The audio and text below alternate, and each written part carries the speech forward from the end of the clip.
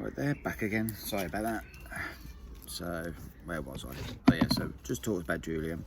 So now, I think, talked about Damar.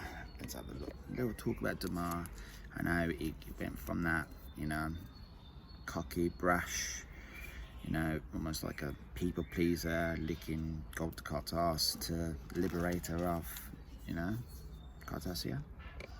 Again,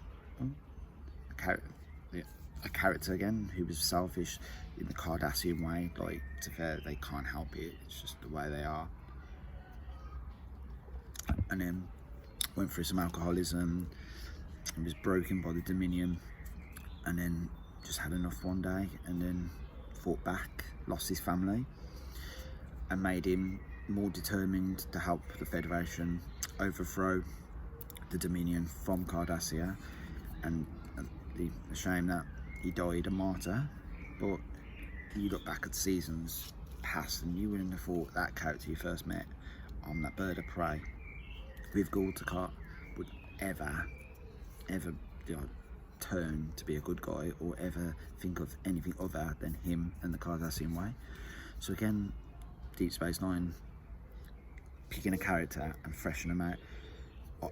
Another one I always go to when I'm mentioning character development is Michael Edington, who went from just a normal character, normal, you know, Starfleet security guy, and it ended up as marquee spy. And the idea that he betrayed Cisco, that Cisco couldn't let it lie, that it went that far, that Cisco was gonna like almost destroy a planet just to get him. You know, it's just, again, a character that was in the background a bit, rubbed Odo the wrong way, but you would never have thought from there he would become again this freedom fighter and having wars, well, skirmishes against Cisco. Like, again, the show compared to other Star Treks, it was just so, it's different from other shows, because I'm guessing you think original series, Next Generation, they were more episodic. So each episode, so not reset, because you would still have the character development over the course of the episodes, but like point A, point B, next week you have another point A, point B. So, and then you might have a two-parter. Yeah, you might have like best of both worlds that link in with another episode. But compared to like Deep Space Nine, it was nothing on that level. Where Deep Space Nine, you had character, like arcs. You had like full-blown seasons just about Dominion War. You had like High Win that would pop up here and there, again about what she was up to, what dodgy shit, you know, who's she gonna screw over this time. Again, Space Karen, again, looking back, one of the most infuriating characters growing up, like, but that's why it worked. She worked because she again, like Gold Cart and people like that, she believed she was right, she believed in her own values that much that she was willing to screw everyone over. And yeah, she got I guess in the end she did turn to be a good guy in the end. Granted, got burned by Gold to Cart, but character development, everyone seemed to have like either a redemption arc, or if they didn't have a redemption arc, they would have gone full like a Gold to Cart. I thought, when I was growing up watching it, I thought maybe Gold to Cart was gonna, not say become a good guy, but you know, become like a Garak, you know, like kind of like change his view and go, okay. But no, instead they turned him where they made him probably the second best Star Trek villain of all time. Maybe first, depends on the day you ask me. Khan will always be my favourite, but there's something about Gold to Cart, he's just so fresh out, he's just so, kind of like Khan, he's cocky in his own self-right, his own arrogance, his own, he believes he's superior, everyone else should worship him, and when people don't, that's when he loses his shit. Also character development as well. Dax, Jadzia Dax, like, you know, started off looking like she was going to be a love interest for Julian Bashir, because sometimes you think if you have your Raikkonen, you know, Raikkonen, Deanna, Troy, you might have Julian, but instead she was in her own, she was a science officer. Basically the whole idea of a Dax symbiote, it has past lives, so She remembers Cisco when she was Curzon Dax, because that she used to be his mentor. So that was a nice, she was still his mentor, but best friend at the same time. So one of my favourite Deep Space Nine characters. It's just a shame that backstage they kind of had a little tiff and they killed her off. Gould killed her off in the worst way. But what made it even hurt more is because her and Worf again, like O'Brien, came from Next Generation, came to Deep Space Nine, became his own like different version of Worf that we were known, that we used to. Fell in love with Dax, and you know, before this is Endgame, before Worf's gonna have a happy ending, because again we should have known, because he doesn't have a good track record with girls, does he? He's kind of like Matt Murdock in that situation, Daredevil, where he falls in love with someone and then something happens to him. So we should have seen it coming, and sadly, yeah, Dax died. We lost her, then we got Ezri Dax. So again, different person, but still with the same memories, which caused issues for Bashir. Worf, definitely. Worf was, you know, you got to think he just lost his wife. He did that mission to take her to the Klingon Promised Land, and then next week you meet a replacement, and that can't be good for anyone. But again, the idea that she was kind of like a Barclay character. She was like, she lost the confidence when she became a Dax symbiote. She had all these memories. She didn't know who she was. And over the course of that one season, even though she was only in for one season, the character development where she became more comfortable in her own skin, comfortable that she did deserve the Dax symbiote. Granted, it might have just been given to her in emergency, but she might have not felt like she deserved it. But in the end, she did. She was the best person for it, and she came in her own. And then Julian and Dax do kind of get together in a weird circle, roundabout way, just not with Jadzia, but with Ezri. So yeah, that was a bit of a, I think that's the only sour taste in Deep Space Nine, because again, it's like catch-22, bittersweet, where I like Ezri, but I liked, you know, Jadzia, and you can't have Ezri without Jadzia dying. But again, because you've watched her for what, 6 seasons, and then they offer at the season finale, it just left a bad taste. It was kind of like, yeah, it's kind of like with Tasha in Next Generation. Granted, in season 1, it was only 1 season, but still, or less than 1 season. But even then, it was just like, I think in the end, it helped Next Generation, because when it showed that no one was safe, then you wouldn't have got yesterday's Enterprise and stuff like that. But where that helped Next Generation, I think with Deep Space Nine, it was a bit of a hindrance, because there was more storylines to tell, and I don't know, just the whole concept of women in a refrigerator, you know, fridging a character just to help a male character like Worf character do it. I don't know, just never sat well, and it's just a shame, because Deep Space Nine is almost a masterpiece. It was just that kind of bothered me a bit. What else have we got then on my little lists? So I thought I'll run through it quickly, because I think I might need more episodes in the future, maybe to just talk about single parts, because kind of going like ping pong at the moment, going from point to point to point to point. So I think some of it I will leave for another time, but I will probably leave on just these next 2 points. I'm a big fan of First Contact. Again, this will come up in a future podcast episode, but the First Contact uniforms are my favourite Star Trek uniform.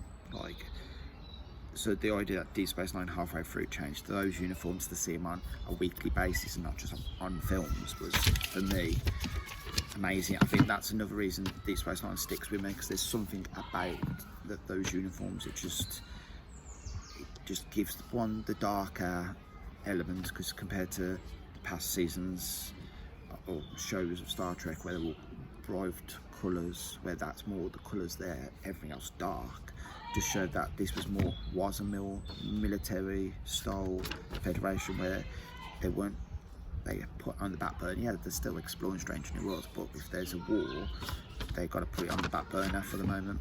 And that's why I think after the war, when you see things like Lower Decks, the transition from that to back to bright colours, and then you can see Picard's seasons, like season 1 flashbacks. It was still a bit more with the red, like the colours there, but it was coming back, the brightness. And then you have like now looking at like other Picard seasons where the colours coming back, maybe not as like season 3, a bit different, because again, I don't know, because again, I'm not too sure about the first couple of seasons of Deep Space Nine, but I know it's a Voyager standard, but for me, I've never gelled with those uniforms. So with season 3 of Picard's bringing them back in a way, but with more of a Rafa Khan-esque, they look nice. I think they look much nicer than the Deep Space Nine early seasons, the Voyager early seasons, but for me personally, you can't beat the Deep Space Nine ones. So I'm hoping if Star Trek Legacy does get taken out, like picked up, maybe I don't mind seeing those uniforms, but then there's always something about maybe halfway through the season you could change it up, and then I'm excited to see if that we will get finally a new 25th century spin on the First Contact era uniforms. I'm here for it. I love it. Okay, and to end it, I will think, well, I mentioned earlier, I thought the pilot was the best Star Trek pilot ever. So that also goes for the finale. Deep Space Nine's finale, What We Leave Behind, is, like, in my eyes, it is better than All Good Things. Granted, All Good Things is a masterpiece as well. And Endgame, Voyager had its good parts, elements. We won't talk about, these are the voyages of Enterprise, because that's still just haunts me. But there's something about What You Leave Behind, an hour and a half episode, felt like a mini film, and it did wrap up everyone's stories. And it was like a finale where, like, you got to think All Good Things ends where they're playing poker, and we knew that we getting films like Generations and First Contact, Insurrection, Nemesis and stuff like that, so we knew that wasn't an end. Same with the original series, the last episode wasn't going to be a finale because they got cancelled, and then the films only until the Undiscovered Country, that's when it was the finale. Endgame, Voyager, like Deep Space Nine was finale, but where, like, I feel with Endgame, it was kind of like Titan, like, it was almost a neat way of ending. Like, okay, we've got time travel, we've got, the Borg, they get back, which is good, we wanted them back. I didn't want to be like a depressing ending, where with What You Leave Behind, it was more, granted, in the Star Trek idea, realistic, that it's war, people are going to die, like Damar and stuff, but you still fight. And it isn't like, say, it's like work. Let's say you work there for years, you have your best friends. Not everyone stays at the same place forever. Granted, not everyone's like Spock, McCoy, Kirk, or the Next Generation characters.